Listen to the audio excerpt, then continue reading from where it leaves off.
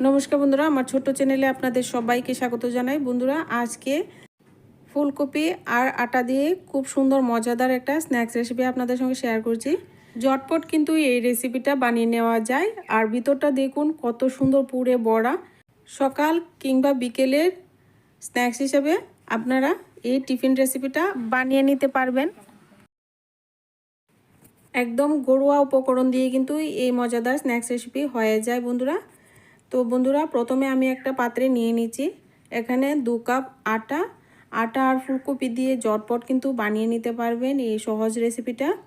তো বন্ধুরা, প্রথমে নিয়ে নিচ্ছি আমি এখানে 2 কাপ আটা। আপনারা আটার পরিবর্তে এখানে ময়দা দিয়েও করতে পারবেন এই রেসিপিটা।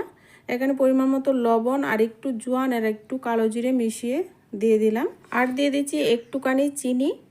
এবার ভালো করে সমস্ত উপকরণ একটু মিশিয়ে নেব। আর এখানে দিয়ে দেব 2 চামচ সাদা তেল। তেলটাকে দিয়ে ভালো করে আটাটাকে এইভাবে হাত দিয়ে ডলে ডলে ময়ানটা করে নিতে হবে। ময়ানটা কিন্তু ভালো করে করতে হবে। তো দেখুন বন্ধুরা, এইভাবে হাত দিয়ে কষলিয়ে কিন্তু ভালো করে মিশিয়ে নিয়েছি। তো দেখুন, এবার অল্প অল্প জল দিয়ে আমি একটা সুন্দর একটা ডো বানিয়ে নিচ্ছি। চ্যানেলে নতুন বন্ধু হয়ে থাকলে আমার চ্যানেলটিকে সাবস্ক্রাইব করে দিয়ে পাশে থাকার অনুরোধ রইল। বন্ধুরা দেখুন, খুব সুন্দর সফট একটা ডো বানিয়ে নিয়েছি। এবার একটা ঢাকনা দিয়ে ঢেকে একটা সাইডে রেখে দিচ্ছি। আর আমি অন্যদিকে পোরটা রেডি করে নেব। চুলায় একটা প্যান বসিয়ে দিলাম। এর মধ্যে পরিমাণ মতো সরষের তেল দিয়ে দিলাম। এবার এখানে গ্রেট করে রাখা আদা, কাঁচা লঙ্কা আর একটু রসুন দিয়ে দিচ্ছি। সমস্ত উপকরণ কিন্তু আমি গ্রেট করে নিয়েছি। এবার একটু সময় ভেজে নেব। একটা সুন্দর গন্ধ আসা পর্যন্ত কিন্তু এইভাবে ভেজে নিতে হবে, কাঁচা ভাবটা যতক্ষণ না চলে যাচ্ছে। তো এইভাবে সমস্ত উপকরণ ভেজে নিয়েছি। এবার আমি একটা বড় সাইজের পেঁয়াজ কুচিয়ে রেখেছি, দিয়ে দিচ্ছি। আপনারা কিন্তু এই রেসিপিটা নিরামিষভাবেও রান্না করতে পারবেন। নিরামিষভাবে রান্না করলে পেঁয়াজ রসুন বাদ দিয়ে 5 ফোড়ন দিয়ে করবেন। তো বন্ধুরা, এবার পরিমাণ মতো একটু হলুদ গুঁড়া দিয়ে দিচ্ছি, ভাজা জিরা ধনে গুঁড়া আর একটু লাল লঙ্কার গুঁড়া। ঝালটা আপনারা পরিমাণ মতো দেবেন। এবার মশলাটাকে একটু ভেজে নিচ্ছি। মশলাটা ভেজে নিয়েছি। এখানে আগে থেকে ফুলকপি সেদ্ধ করে নিয়েছিলাম, তো দিয়ে দিলাম। ফুলকপির পরিমাণটা আপনারা বেশি কম করতে পারবেন। এবার ভালো করে মশলার সঙ্গে এভাবে একটু খুন্তি দিয়ে নেড়ে চেড়ে ভালো করে একটু ম্যাশ করে নেব। তো দেখুন, এভাবে কিন্তু ম্যাশ করে নিতে হবে। এবার এখানে আমি একটা সেদ্ধ করা আলু দিয়ে দেব। হাত দিয়ে একটু ম্যাশ করে দিয়ে দিচ্ছি। আলু আর ফুলকপি আমি আগে থেকে এইভাবে সিদ্ধ করে নিয়েছিলাম একসঙ্গে। এবার এখানে 1 মুঠো ধনেপাতা কুচি দিয়ে দিচ্ছি। পরিমাণ মতো লবণ দিয়ে দিলাম একটু গরম মশলা। এবার সমস্ত উপকরণ ভালো করে নেড়েচেড়ে একটা সুন্দর একটা পুর বানিয়ে নিচ্ছি। সমস্ত উপকরণ ভালো করে এইভাবে খুন্তি দিয়ে চেপে চেপে ভালো করে মিশিয়ে নেবেন। বন্ধুরা, এই সমস্ত উপকরণ কিন্তু সবার ঘরেই থাকে। অবশ্যই আপনারা বানিয়ে নিতে পারবেন আর ঝটপট মজা করে কিন্তু সবাই কিন্তু খেয়ে নিতে পারবেন। তো অবশ্যই বাড়িতে এই রেসিপিটা ট্রাই করতে পারেন। তো বন্ধুরা, পুরটা কিন্তু একেবারে রেডি হয়ে গেছে। দেখুন, প্যান থেকে একেবারে উঠে আসছে। তো এবার নামিয়ে নেব, নামিয়ে ঠান্ডা করে নেব। এদিকে আমি ডোটা থেকে ছোট ছোট লেচি কেটে নিচ্ছি।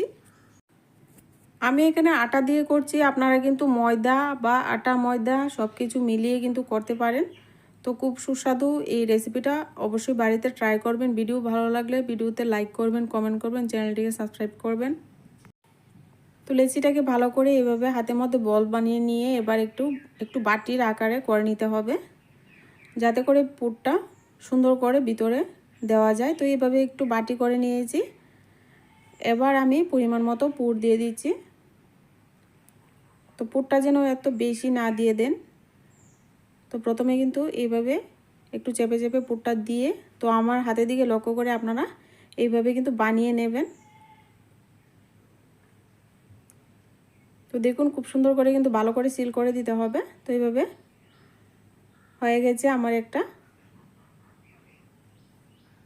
এবার হাতের মধ্যে একটু আটা দিয়ে এভাবে চেপে চেপে বড় করে নেব রুটিটাকে। তো দেখুন পরিমাণ মতো সাইজ করে কিন্তু আপনারা বানিয়ে নেবেন।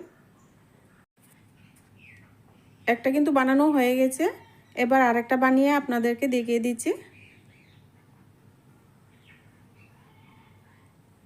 তো পুরটা যেন এত বেশি না নিয়ে নেন, বেশি নিলে কিন্তু উপর দিকে উঠে আসবে, আপনারা একটু মুড়ে নিতে পারবেন না। তো এইভাবে দেখুন মুড়ে নিলাম।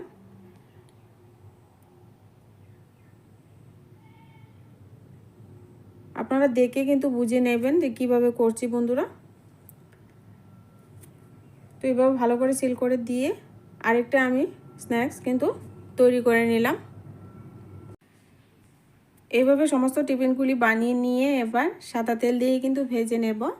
আর তেল আগে থেকে গরম হতে বসিয়ে দিয়েছি, আর তেলও বেশি পরিমাণে লাগে না। চুলার আঁচটাকে মিডিয়াম রেখে কিন্তু ভেজে নেব, আর ভাজতেও কিন্তু বেশি সময় লাগে না, একটু 5-10 মিনিটের মধ্যেই দেখবেন সুন্দর ভাজা হয়ে যাচ্ছে। আমি এদিকে যে টিফিনগুলি তৈরি করেছি ওইগুলি ভাজতে ভাজতে অন্য বাকি টিফিনগুলি বানিয়ে নেব। উপর থেকে একটু তেলটা ছিটিয়ে দিচ্ছি যাতে করে সুন্দর করে কিন্তু ফ্রাই হয়ে যায়। তো এভাবে উলটপালট করে লালচে কালার আসা পর্যন্ত ভেজে নিতে হবে। তো বন্ধুরা চুলার আঁচটাকে এই পর্যায়ে লোতে রেখেছি, লোতে রেখে কিন্তু ভেজে নিচ্ছি। তো এবার এই পিঠটা একটু উল্টিয়ে পাল্টিয়ে দিচ্ছি।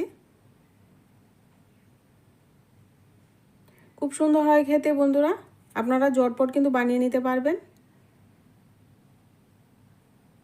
এবার একটা সুন্দর কালার এসে গেছে, এবার এরকম লালচে কালার করে আমি ভেজে উঠিয়ে নিচ্ছি। সহজ আজকে টিফিন রেসিপিটা যদি ভালো লাগে অবশ্যই বন্ধুরা ভিডিওতে লাইক করবেন, কমেন্টের মাধ্যমে জানাতে ভুলবেন না কেমন লেগেছে। আর আমার চ্যানেলটিকে সাবস্ক্রাইব করে চ্যানেলের পাশে থাকা বেল আইকনটি বাজিয়ে দেবেন, যখনই কোনো ভিডিও আমি আপলোড করব সাথে সাথে আপনারা নোটিফিকেশনটা পেয়ে যাবেন। তো বন্ধুরা একটা ভেঙে দেখিয়ে দিচ্ছি, তো ভিতরটা কত সুন্দর হয়েছে দেখুন। আজকে ভিডিওটা এ পর্যন্তই, দেখা হচ্ছে নেক্সট ভিডিওতে।